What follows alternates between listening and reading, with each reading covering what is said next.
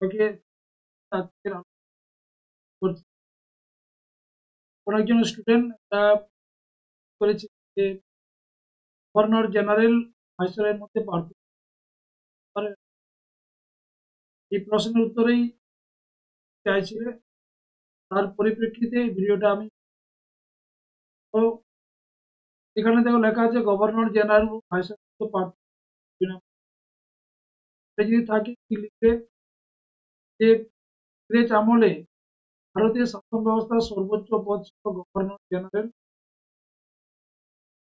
ও viceroy. পদমর্যাদায় এক হলেও বেশ কিছু পার্থক্য ছিল। ইংরেজ, এটা দুটো আমল ছিল, একটা হচ্ছে ব্রিটিশ ইন্ডিয়া কোম্পানির আমল, আর একটা হচ্ছে ইংল্যান্ডের রাজারানী। কোম্পানির আমলে বা ব্যবসায়ীদের আমলে যে পদটা ছিল, সর্বোচ্চ যে পদ পাওয়া হতো, সেই পদটার নাম গভর্নর জেনারেল।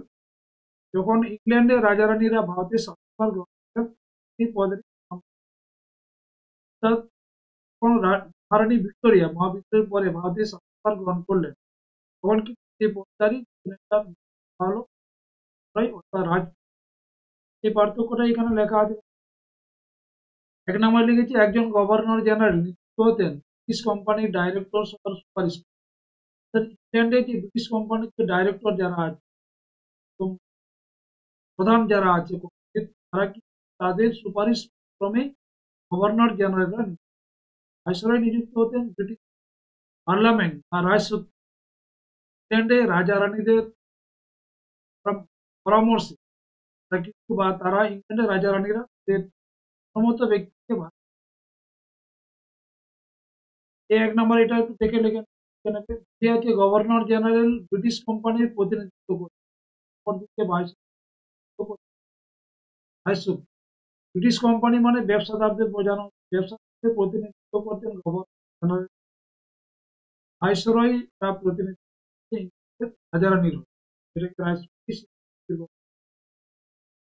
নম্বরে লিখবে 1857 সালের আগে ভারতীয় জেনারেল মহাবিদ্রোহ পর্যন্ত ভারতের যে সর্বোচ্চ পদ,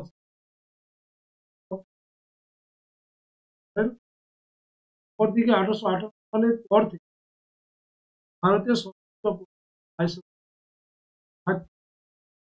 মহারানী ভিক্টোরিয়া ভারতীয় শাসন করলেন। ব্রিটিশ কোম্পানির শাসনের অবসান ঘটিয়ে ইংল্যান্ডের রাজা রানীরা তখন এই পদের প্রায় রাজাদের। 4 নম্বর লিখে ভারতের প্রথম গভর্নর জেনারেল হয়েছে লর্ড উইলিয়াম বেন্টিঙ্ক। ভারতের এইটুকু লিখে দেবে, যেহেতু 2 নম্বরের তার প্রয়োজন। 2 নম্বর ফুল মার্কস পেয়ে যাবে। যার প্রশ্ন ছিল, যে কমেন্ট করেছিল তার পেয়ে যাবে। আমার ভিডিওর সঙ্গে যারা থাকবে বা যারা দেখো, তাদেরও কিন্তু এটা লাগবে। ঠিক আছে, আর যেটা